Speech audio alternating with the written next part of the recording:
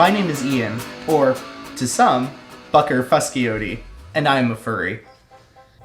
So I'm Spottacus cheetah. I'm a furry. My name is David, and I'm a furry. Furry is roughly the group of people who enjoy looking at or producing artwork, music, costumes, or imagery that has to do with anthropomorphic animals.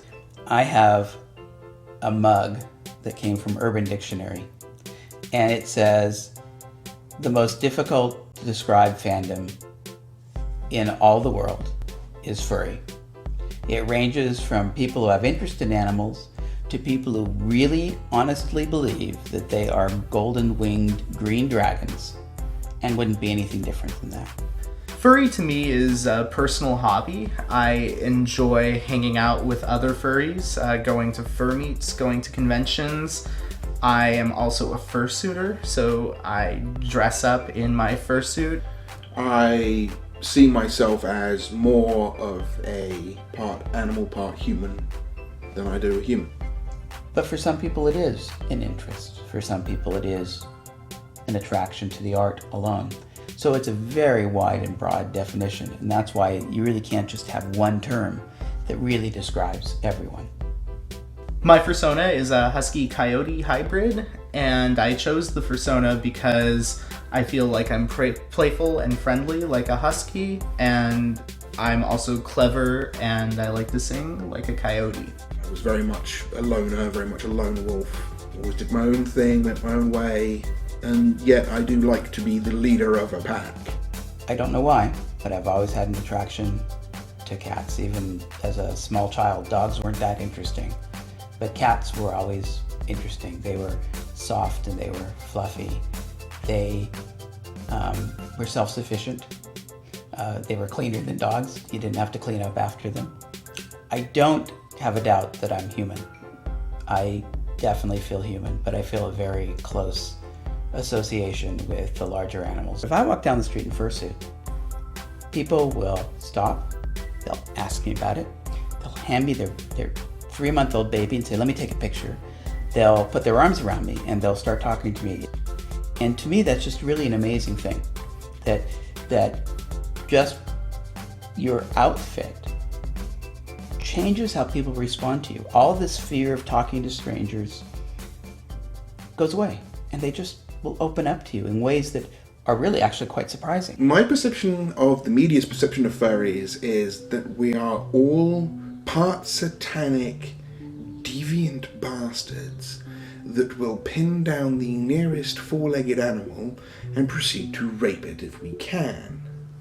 This is, of course, not true. The media's view of any group that is a minority group always tries to focus on something interesting that will hold viewers' attention. And the easiest thing to generate is sensationalism. In this vein, they try to find people who are on the fringe of fandom, interview them, and broadcast their outrageous comments. This, I believe, in turn leads to representations such as the one that was presented in CSI. Essentially what happened is they gave the Southern California furry community a copy of the script and said, make changes to it, let us know what's like a furry convention, what's not like a furry convention.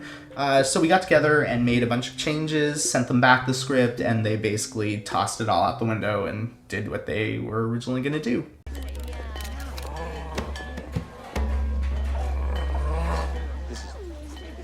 I think I'm having Hunter Thompson's flashbacks. This is weirding me out. Do you have a name, Miss, My friends call me sexy. Oh, lucky you. Now let's take CSI apart. CSI has murders in it. It always portrays people at their worst. If you're not behaving at your worst, you wouldn't have a show about you on that particular show. And so that sort of perception, I think, was people's first introduction to it. My mother-in-law said, that's real? I mean, I thought it was made up.